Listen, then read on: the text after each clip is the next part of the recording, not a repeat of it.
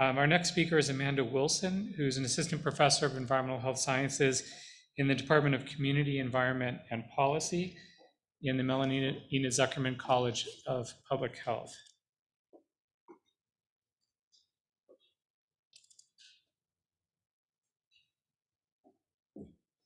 All right, thank you. I realize this is my first in-person presentation in 3 years, so I did practice, but I'm a little nervous, so just giving you a warning now. Thank you for your attention today. I'll be talking about our interactions with microbes in our environment and applying what's called a risk-risk trade-off framework. And we've talked a lot about the outdoor environment today, a little bit of built environment. Most of what I'll be talking about is the built environment today. So in terms of a One Health orientation, I am admittedly a One Health wannabe, which means that I'm not quite in the middle, but I want to get there. So my intention presenting today is to look for opportunities to partner with people to get towards that center of the Venn diagram. Most of my work is really at the intersection between animals and our environment.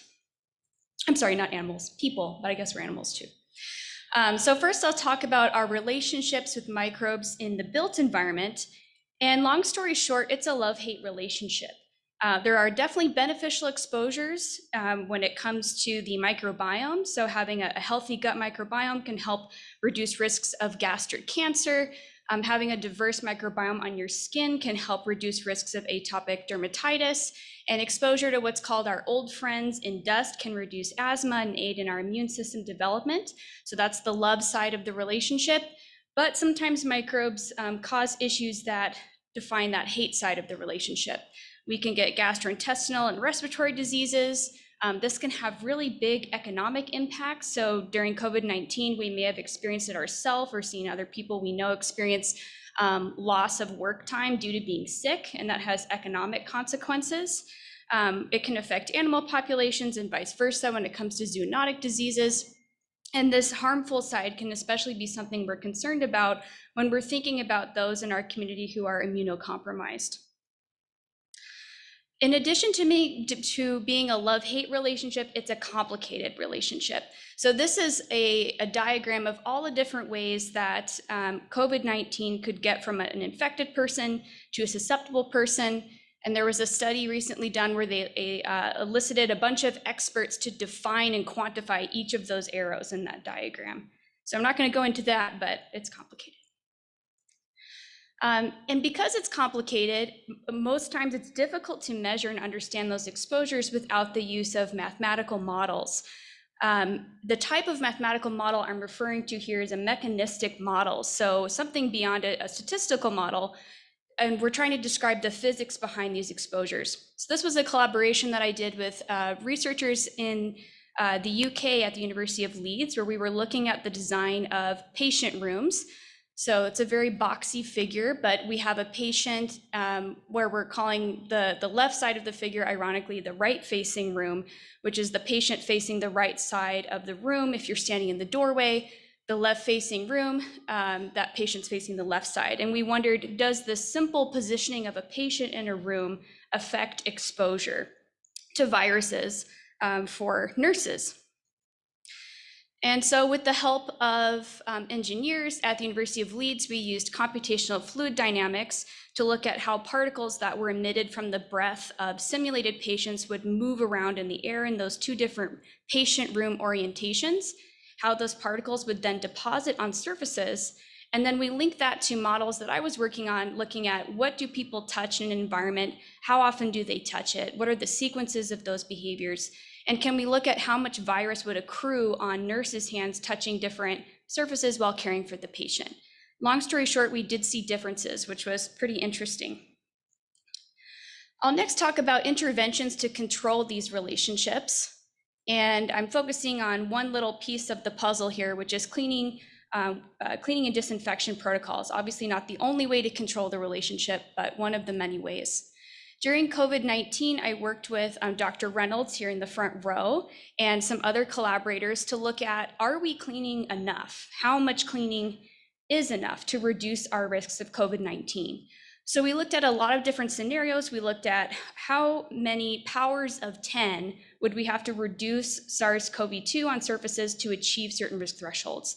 So we looked at how much would we need to achieve 1 in 10,000 risk from touching a surface? How much would we need to achieve a 1 in 1 million risk threshold? And we found that because surface transmission really isn't the main driver of COVID-19 transmission, you really don't have to do that much cleaning.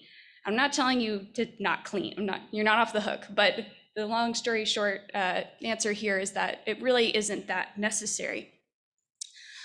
But this brings up kind of this age-old debate when it comes to cleaning. There's some people who think more is better, let's reduce risks as much as possible. Usually this is coming from the perspective that we should be protecting the immunocompromised people in our population. On the other side of that argument is we're too clean, we're reducing these exposures to our old friends, and that's having real consequences for our health. So now I'll transition into a new framework that I'm learning about right now through a training grant. I'm learning about RiskRisk Tradeoffs, which is an approach that comes from behavioral economics. And the idea here is that we are introducing some type of intervention or choice, and there's a risk trade-off to be balanced. In this case, I'm focusing on increased surface cleaning and disinfection. We may be decreasing infection risks for certain pathogens that we're interested in, and we may be simultaneously increasing a risk of a negative health outcome. My focus right now is on asthma, but there are others that this could apply to. Right now, I'm working on a pilot study to use a risk-risk trade-off survey to try to quantify how people make decisions about these risks. So right now, we're recruiting nurses. We present them with a hypothetical scenario where they're working at a hospital that presents a specific risk of asthma from exposures to cleaning and disinfection products and a risk of viral infection from unclean surfaces. We then say, okay, you have the choice of moving to hypothetical hospital number 2, where risk of infection goes up, but your asthma risk stays the same, or you can go to hospital 3, where your asthma risk goes up, but your risk of infection stays the same. So they make that choice in this hypothetical scenario, and then we start messing with the dials a little bit and see how that affects people's choice. So we say, okay, you chose hospital 3. You're willing to accept an increase in infection risk to maintain a low asthma risk. How much risk are you willing to take on? What about 0.86%? What about 10%? What about 20%? And as soon as that person changes their mind, says, okay, yeah, maybe that's a little too much infection risk, then we've identified what's called a tipping point. And those tipping points can inform risk decision-making and policy. So I'm running low on time because I always get excited and talk more than I think I am going to, but here's more details about different scenarios we played with. So we looked at how does the onset of asthma affect people's choice? How does age intersect with that? How does the severity of health outcomes affect people's risk trade-offs? And we're finding some interesting, very preliminary results showing that in general, the nurses that we're recruiting would rather take on infection risk in order to maintain their asthma risk. And we're in the process of recruiting more nurses, and I'm writing a grant right now to try to get a much larger sample size. So risk-risk trade-offs in One Health. This is where my wannabe piece comes in, where I want to apply a risk-risk trade-off in One Health, and I would love your help and collaboration to do so. So I just sort of gave it a very simple, so that's me. I'm the little star, and I'm like trying to make my journey towards the middle.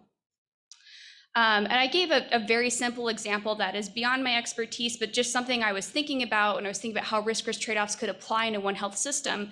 I think because all these systems are interconnected, there's a lot of trade-offs that have to be considered when we're changing one piece of this 3 Venn diagram.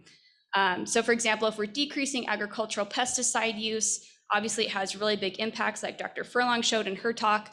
That could have really great impacts for human and even animal health from these pesticide exposures. But what does that mean for crop production, knowing we have increased food demand? So just one simple example, and I'd love to hear other ideas. And I'd just like to acknowledge some great collaborators who worked with me on this, and support from the UA Health Sciences Career Development Award. And I'd like to acknowledge that I'm also a member of the Southwest Environmental Health Sciences Center. Thank you.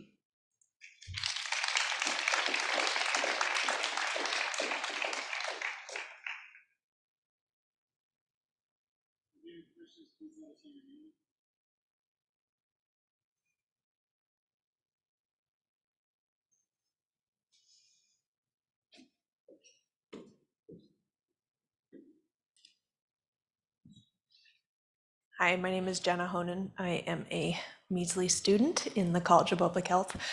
I have a question about your risk for your nurse study. Are you asking, in terms of the infectious part, is there a timeline? Like, is it a long-term disease that you're trading off with asthma, or is it like you can recover from it? Is that included at all? That's a great question. Also, you're not a measly student, Janet. You're awesome. You're a great student. Don't sell yourself short. Yes, so we have a few different scenarios. One of them is we specify you get infected, you have flu-like symptoms, then you recover. And then in two of the other scenarios, we say you get infected and you die, and we specify that there's a lethal outcome, but the risks are adjusted for that. So the risk of getting infected and dying is much lower. But sometimes just that outcome alone, people are not willing to take on that risk, and they're willing to take on like a 20% asthma risk in order to reduce a risk of death that's 0.0003%, something very small. Oh, that's really interesting. That's a good question.